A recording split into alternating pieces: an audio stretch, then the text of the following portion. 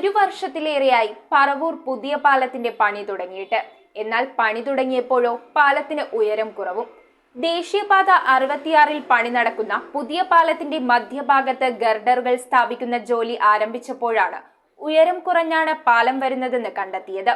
നിരവധി ടൂറിസ്റ്റുകൾ ഇതുവഴി ബോട്ട് സഞ്ചാരം നടത്തുന്നതിനാൽ ഉയരം കുറഞ്ഞ ഈ പാലത്തിനടിയിലൂടെയുള്ള ജലയാത്ര ദുഷ്കരമാകുമെന്ന് പ്രദേശവാസികൾ.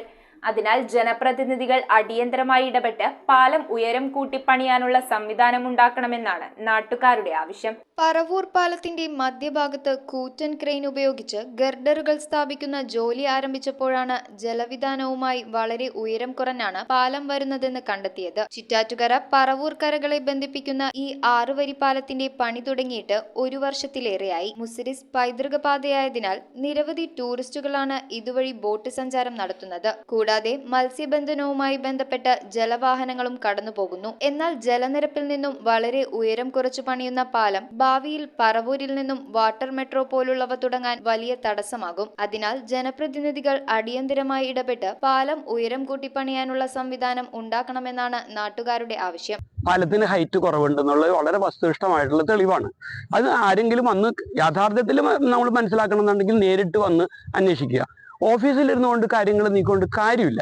അപ്പൊ ഇവിടെ വന്ന് നോക്കി അത് മനസ്സിലാക്കി കാര്യങ്ങൾ അതിന്റെ ഹൈറ്റ് വളരെ ഭംഗിയാക്കി ആണെന്നാണ് ഞങ്ങൾക്ക് പറയാനുള്ളത്. ബോട്ടുകൾക്ക് കടന്നു പോകാനാകാതെ വന്നാൽ അത് പറവൂരിന്റെ ടൂറിസം വികസനത്തെ തന്നെ പ്രതികൂലമായി ബാധിക്കുമെന്ന് പ്രദേശവാസികൾ. മാർക്കറ്റിൽ വള്ളവും ബോട്ടും എല്ലാരും പോയിരുന്ന ഇതിലാണ്. അവൻ എന്റെ ഓർമ്മയില് ഒരു ബോട്ട് സർവീസ് ഉണ്ടായിരുന്ന സ്ഥലമുണ്ട് എന്റെ ഓർമ്മയില്. ഞാൻ പല ഭാഗങ്ങളിലും ബോട്ടിന് പോയിട്ടുണ്ട് ഇവിടുന്ന്. അത് ഇന്നില്ലാതെ ആയിക്കൊണ്ട് എന്ത് പുരോഗതിയാണ്.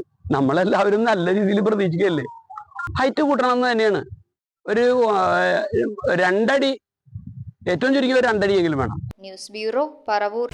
കാൽനൂറ്റാണ്ടിന്റെ പൊൻതിളക്കത്തോടെ പറവൂർ വൈപ്പിൻകരയുടെ സ്വന്തം കവിത ജ്വല്ലറി ഇപ്പോൾ ഏറെ പുതുമകളോടെ.